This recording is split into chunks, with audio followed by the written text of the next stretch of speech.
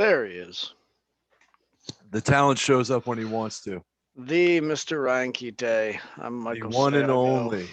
Fear him, for his house is in utter disarray. This is Don't worry. There's hope in the near future. He got what he wanted. That is going to be installed while I am reviving myself from the shot. So I'm looking forward to that. Ah, you got your COVID shot? I'll be getting it Saturday morning, so I'm gonna spend the rest of the weekend just being miserable, I guess, and then potentially miserable. Excellent. Yeah, how you feeling after yours? I feel good. Arm's a little sore. The first one hit me hard. Yeah. Second one not so bad. Okay. Not bad. Not bad. My father-in-law waited until what was it? 5 days afterwards to say it felt like he got shot in the arm. And I was like, well, that's a little bit of hyperbole. There's no way. Because how would you even know what that feels He like? literally got a shot in the arm. I'm not going to give him that much credit. This is the same man that's trying to go out of state to buy a Baja at the moment, a car they discontinued in 2006. So dream big. Sure, dream of something. Whatever it is, man. You got money. Do what you want, Murray. So, hey, this is the Aleventures podcast, I guess. Clever name pending, but working on it actively, just like how I'm working on the room behind me. It takes time for the magic to happen, people. Yeah. So what I wanted to do with this is something shorter than what we've been doing with the board shames, or if it's released before this, the previous Kingdom Death run, or if it's released after this, the upcoming Kingdom Death run. But we spend a lot of time hemming and hawing over rules during the play sessions. That we don't really talk about the meat and substance of the games. And so one thing I've experienced whenever I'm talking to people about board games is a lot of, oh, I'm not a board gamer. And it's hard to articulate beyond, you've played Monopoly. No wonder you hate board games. Right? You hate your family is how that usually goes. Right. So there are a lot of different mechanics that different board games bring to the table. It's not all roll a die, move some pieces, and see what you landed on. And so I wanted to take an opportunity with some of the stuff that we're playing with our longer form series to really drill into one mechanic and highlight some games that share that mechanic. Highlight reasons you might want to watch the playthrough that we did. Okay. Because if you log into the Vast episode, the first episode starts with, oh, I'm going to, put Kite in an uncomfortable position. Mission accomplished. Right. Because, it's a wonky game with a lot of rules, and I have a soft spot for those. But there are also underlying mechanics in those that are shared by other board games that might actually be alluring to people if you remove the whole barrier to entry with the massive rule sets. If you get over the hump, which is a 6-point font, densely worded single sheet. I'll give them credit. It's a single sheet. But then there's also, oh no, there is a front and back, isn't there? Oh, yeah. And so, you're talking about Vast here, the Crystal Caverns. Indeed. Vast goes beyond just the mechanics of the game. But the thing I learned as I will say a recent board game convert, because I've only been doing it for probably like the last 3 or 4 years. I've been aware of games, but it wasn't until I started playing some like survival games based around things I was interested in. I was watching a lot of Walking Dead, and there was a board game out there that was all about surviving with your friends overnight, like Last Night on Earth, and was Zombicide. That was Zombicide, one that I like that. Yeah, Zombicide. And I think what the bridge was that I learned myself. I like to share a group setting. I like to be at the table in non-COVID times, the non-COVID, non-vaccinated times. I like to be in a group setting and share that experience, whether it is competitive co-op or every person for themselves. Well, it gives you something to do with your hands. Exactly. What do these do? But it's that sharing that experience, the good times, the bad times, and everything in between. and how something that comes down to life or death for your character that you only come to know for the last 60, 90 minutes, depending on the game, comes down to a single die roll in some cases. And if the die turns a certain way or that way, it could spell disaster or fame. You know, it's really a dopamine hit, to be honest. You're chasing adrenaline. I mean, it's no different than other things we do in life. I mean, it's just another avenue for it. Well, there are lots of ways your character can die in games. The poor thimble not making the roll onto the final railroad in Monopoly, as we mentioned. Or perhaps you got hit by the zombie because you rolled poorly. Uh, Not doing that surviving aspect so well, even though I'll give Zombicide's just a special game in itself. But it's everything counterintuitive to zombie survival. You know, most sense of the word, your common sense would be, I see this half, eaten undead thing wobbling towards me. I should probably go that punch way. it. Yeah, yeah. Punch it. Yeah. In Zombicide, it's I should attack it. And then if I die, flip my card over, and now I'm a badass like undead zombie myself. Like there's no repercussions. Well, there's no recourse. We will address difficulty escalation in some episode, but tonight I wanted to talk about a particular aspect of Vast for about 10 or 15 minutes. Absolutely. And that is asymmetric gameplay. I might need a little bit of a rundown on that. Once again, so check out our Vast video. I know it's long. I know there are 2 of them, but maybe by the end of this conversation, you'll be interested to see what it's about. Link in the comments. Link in the comments. We'll make sure to put that up. So when I say asymmetric gameplay, what I'm talking about is games where every person is doing something differently. And that's, to me, that's amazing, because you're having to, you're in a place where I understand where some people are just like, this is a lot to think about, but that's also there in the challenge though, right? Because you're minding your board, you're also, and I say board, like your space, your character, or whatever you're doing, but then also what other people are doing too, because that's half of the strategy. Relating it back to our play, I was ignoring your goblins for far too long, and thinking that I could just run away from, when I learned after the fact, and we kind of talked about it at the end of the second episode, I really should have used my bow. Like the bow is a mechanic that from any distance would have helped me keep your levels down. Yeah. And then I wouldn't have been, which goblin swarm, right? That's just mechanics that we know. It's a thing. It's yes. Grass is green and goblins swarm. And what did the adventurer do? Let the goblins swarm. So they'll be fine over there, man. Yeah, I mean, it's a dark cave. They're not going to see me. Oh wait, goblins live in caves where it's dark. So maybe there should have been a little bit more prep there on my behalf, or a little more common sense. But that's all part of the learning process. And it's still a lot of fun. A lot of fun. And from the asymmetric perspective, that's a rule set that only you had. Yes. And so you and I could play the exact same game. Yep. Switch roles, and now we're each playing a different game, which is where I think these games get a ton of replay value. Infinite, because that's another thing is that when I'll speak from the heart here. I used to be a really big video game, and then life kind of gets in the way and stuff. And where I think it's been really hard to keep up with video games is the replayability.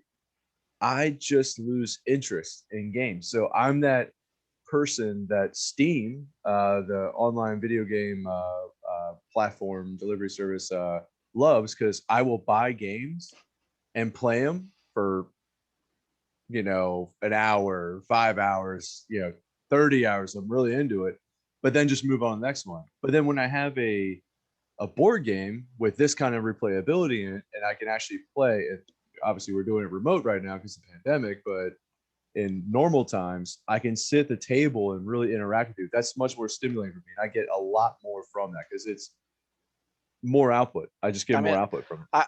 I've played games with you, and you're a chatty Cathy, so I know you thrive being in a room with people. Being able to talk to everyone there. And then 30 minutes later, we take the next turn. When you invite me over, you're like telling Katie, you're like, yeah, no, I said it was gonna be a 2 hour. I get out my riding crop, and when you start, I'm like, KJ, go. Your turn. Your turn. Or you do this thing. I love it. It's like you actually go, and then you just like move on to the next piece and everything. You're almost staying on the kind of stove where you're just like, I'm not even. I'm restraining because if I feed into what you're doing right now, Ryan, we're all just gonna get derailed and everything. So yeah. So, I want to throw out there though, all this considered. So we're talking about Vast being just like pretty overwhelming game. There's another game by the same publisher, Leader Games. Right there. There we go. LEDER Games. Yep. Hope I'm pronouncing that right. But they also produce one that's even more popular called Root. Root. I have not heard of this one. And that is a similar concept to Vast. You're each a different faction fighting over control of the forest. And it's simpler rules. I haven't played it. I've been told about it. I think I know why you haven't played it. I bought Vast first. What I'm going to do? No, I think it's a simple rules aspect. But I played Vast with a friend of mine who had played Root. And his take on it was he would much rather play Vast, but he would much rather teach Root. That's a fair thing. Yeah. Yeah. So if you're looking at the Vast video that we did and looking at us hemming and hawing through the rules and getting a bunch of them wrong because they're just so many to keep track of, if you're thinking that sounds like an almost good concept, maybe give Root a try. And I would push for this. Like, anything enjoyable is worth doing. And this isn't a game that you're just going to get the first time. Because here's the other part of the replayability. Mike, you and I just played one-on-one, but what else does the game support? Oh man, so many things. So many things, but also it supports up to 5 people, where 5 factions, right? Like there's the concept of playing as a cave, the dragon, the adventurer, the goblins, and then the thief. Yes. Hey, there we go. I would say that the game really shines when you have a cave player in. Yeah, because what does the cave player do in this concept? The cave player wants to keep the game going as long as possible so that it can end the game. Right. So if the knight meets her objective early on, the cave loses. If the dragon meets its objective early on, the cave loses. So the cave player is constantly throwing bonuses to the player who's behind. It ends up being a cluster, because a lot of, as you're saying, asymmetric, there's a lot of hidden agendas. Well, enemy of my enemy, that whole thing. And the coolest thing about, I think at least, when you're sitting at a table, and I would say this is definitely a long play game. Like you're dedicating an afternoon to this. That's like 2.5 hours, 3 hours. 2.5 hours. But this, if you had, like, for instance, when I would get together with my friends, my board game friends, we would say my friend Chris would have a stack of games. And my first time playing it, he said, "Oh, let's do Vast. I see goblins on there and all other stuff." And usually I'm there for about a 4-hour window before I have to go home.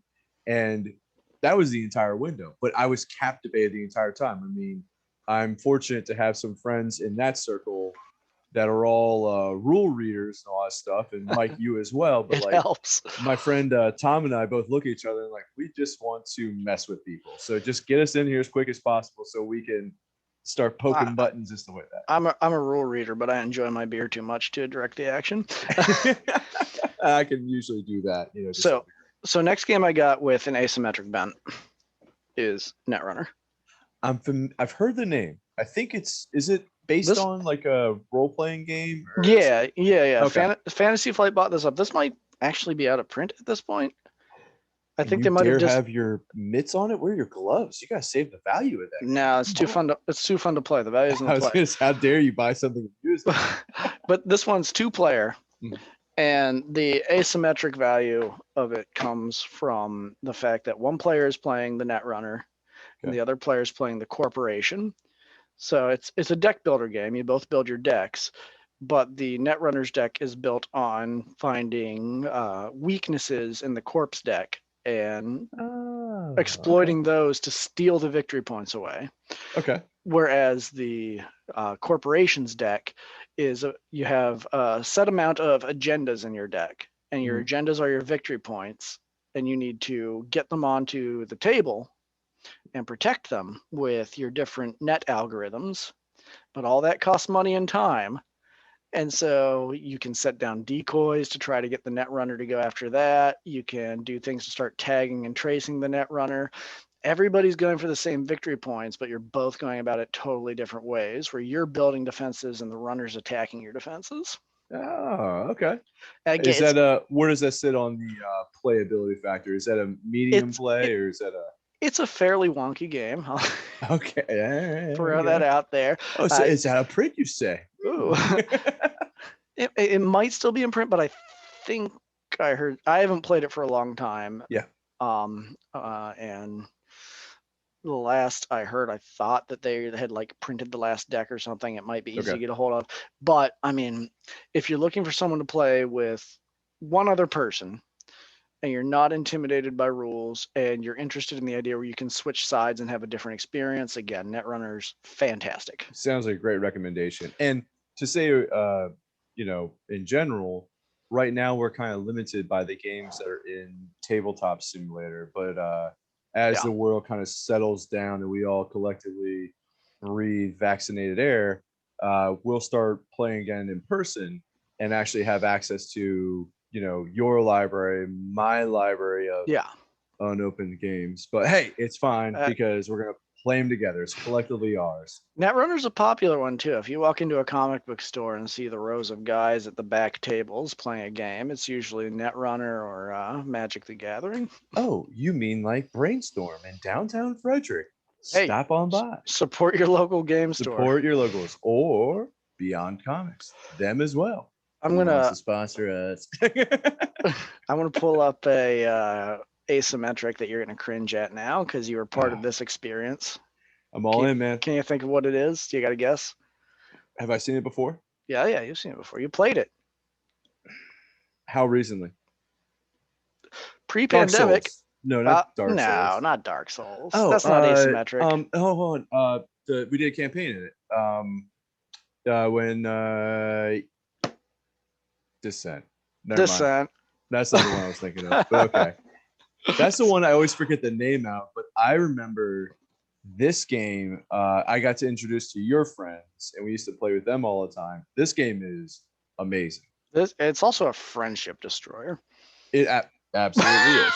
So can you give a quick rundown? So the synopsis of this is you have one person who is playing as the Overlord.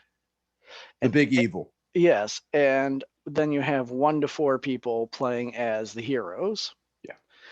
And every mission, the Overlord gets some setup conditions, and the heroes try to defeat those setup conditions. And whoever picks the mission is the person who won last time. So you get rewarded for doing better, you get crippled for doing worse, and that's why it's kind of a friendship destroyer. I'll say I've never played a game with this where the heroes won. I can attest to that because I think didn't I miss the final game? I was like traveling or something like that, and then it was kind of funny. Like when we started the campaign, myself and the other heroes, we were actually doing okay. Yeah, you're doing great. Yeah, and Mike, you, the Overlord, was constantly making comments like, "I'm just mess this up." I was in pit stain country. Yeah, and then I think it was like the third or fourth campaign that we met up for that instance. You're like, I just need to do things differently, and then your friend Parker looks at you and goes, "Oh no, he's got that look in his eye." And we just started getting slaughtered over and over again because you figured out the mechanics and you had fun within. You were entitled to have the fun. Then that's when you understand a game, you get that. To borrow the analogy, you have your Neo moment where you just see, the walls are all. I won't have to dodge bullets. You won't have to dodge bullets. I mean, you'll send the bullets at us in that case, but it's like learning the mechanics of something that can be frustrating, but then understanding, learning to skateboard and then being able to do kickflips all over the place. It just unlocks so much fun. You won't be Tony Hawk, but you'll get darn close if you try hard. I will say Parker's an infinitely better board gamer than I am. I'm sure in aspects, He's very all aspects. He's very analytical. He crushes it. So when we have a scenario like you described where Parker gets worried about a look in my eye, that's always one of my favorite game moments. Because he's run the math on all all the outcomes. Yeah, Yeah. he's clicked on what I've clicked on. He realizes what I've realized. But like asymmetric, how it works is sometimes at that point he was too busy minding his and his party's issues. He didn't have a moment yet to look at what you were thinking of. But then when he did, chaos and pain. Mike, you want to try to give him that eye that you gave us? Oh no! I got you. I got the sweat stains again. I got one more game that I own. Okay. And I was torn on bringing this up as far as asymmetric gameplay goes. Is it debatable if it is asymmetric? I'm on the fence on it. Okay. But if you type into Google asymmetric board games, this is going to come up. Okay. And I will tell you why it could be asymmetric, and I'll tell you why I think it's not. I'll be fair. And then we'll do some runners up, ones that I absolutely think aren't asymmetric, but all the top 10 lists do. Sounds good to me. So I got Cosmic Encounter. Oh, I know this game and I love this game. This is a fun game. It is infinitely replayable. Let me tell you. Let me tell you why. Do you want to hear why I think it's not asymmetric, or why I agree it could be considered asymmetric first? Do both sides of the fence. Yeah, but I got to say one at a time. So you got to start with why. Former. Okay, so why it could be considered asymmetric? Sure. That might have been the former. Who knows anymore? That was seconds ago. Yeah. Just jump on. All right. So the reason it could be considered asymmetric is I'm not editing this. This is raw. The reason it could be considered asymmetric is because everybody's dealt out an alien at the start of the game, and each one of those aliens has a way they break the rules. Yeah, everybody's got a power, and they say, when this happens, you can do this, nobody else can do this. And if it says in the rule book that you can't do this, well, you can, because you've got the alien card. Here's why I disagree that it's asymmetric. And that's because you're all playing with the same base rule set.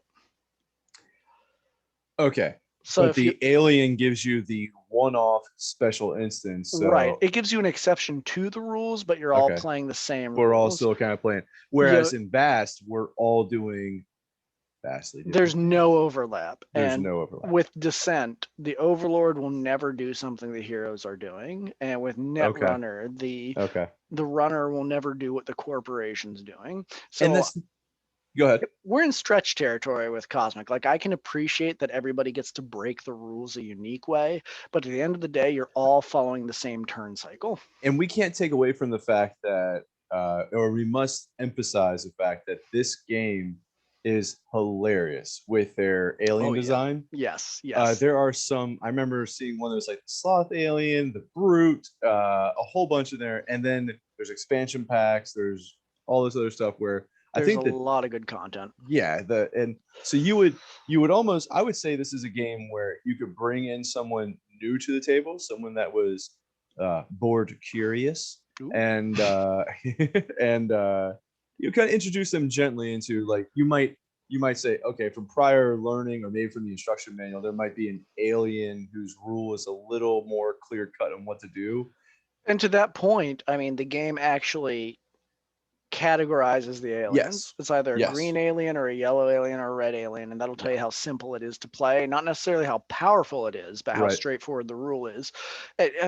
Don't get me wrong, it's a fantastic game, and I brought it up because some people believe it's asymmetric, and I'm kind of not really asymmetric because... I mean, it's no hill to die on. So as long as we get to play a game, it's all I care. Exactly. There are a few games that if you search asymmetric games on Google or Yahoo, if you're a Yahoo search engine guy. That's still Bing? a thing. Is anybody Bing? Bing. People are binging, right? But I disagree with a lot of the lists that are thrown up there. I've seen Seven Wonders, and I don't think that's asymmetric because you're all doing the same thing. You might all end up at a different result, but you're all bound by 100% the same rule set. Yeah. All right. So let me just throw one out there. Sheriff of Nottingham.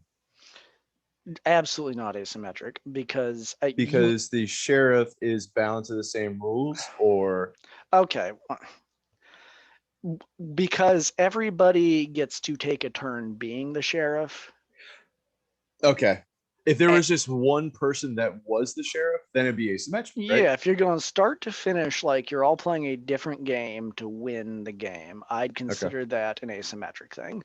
But if it's everybody takes a turn being the captain of the boat, then I mean, it's just like in a game I played, a role-playing game with my friends.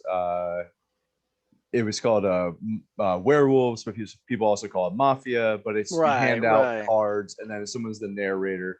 But then that floats around the room. Usually, it's your friends that are the best storytellers and stuff. And we have one guy in our ranks that does it better than all. So we're always just like, "Hey, Drew, do you want to do this?" Because we just want to have beer and yell at each other. And then it usually ends up with me getting killed first. So. Oh, I forgot an asymmetric game. Oh. It's very similar to Descent, but it's Lovecraft themed. Mansions of Madness. Oh yeah. They released a new edition, so it's all app driven.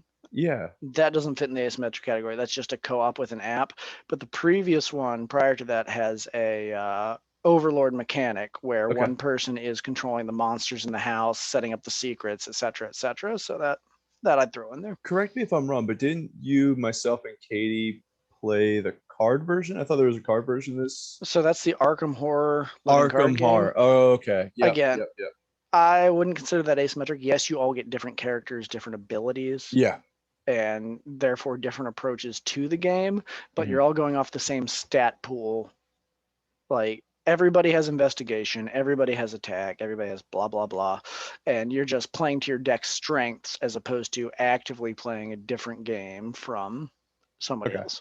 And if there's any confusion, if someone's still listening to this or watching it, and D&D, that's like probably one of the original examples of asymmetric, right? Because you have a dungeon master for the length of the campaign that is doing that sole role the entire time. And I will push back against that with a change my mind meme right up there. Okay. But the dungeon master is not a player. He's somebody who wants to keep you alive for as long as possible so that he doesn't have to quit his day job.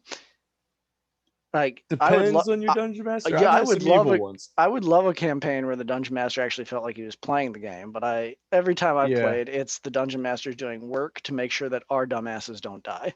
It sounds like we have a bias, and maybe we could talk to some people through the chat channels to this and be persuaded otherwise. So I'm open to discussion. That's one thing I love, is just talking about it, hearing the other side of it. Anyway, I've already gone 10 minutes over time. That was a lot of fun talking about this with you. Great time as always. Everybody, check out our channel. Check out some asymmetric games. Send us some suggestions. And drink local. Drink local, indeed. Old Mother, our favorite sponsor. That was a Monocacy. That was a Monocacy. Yeah, I was at Monocacy the other day. Check out the Uncapped podcast, everybody. It's delightful. Sounds good, guys. See you, Chris. See you guys. Bye.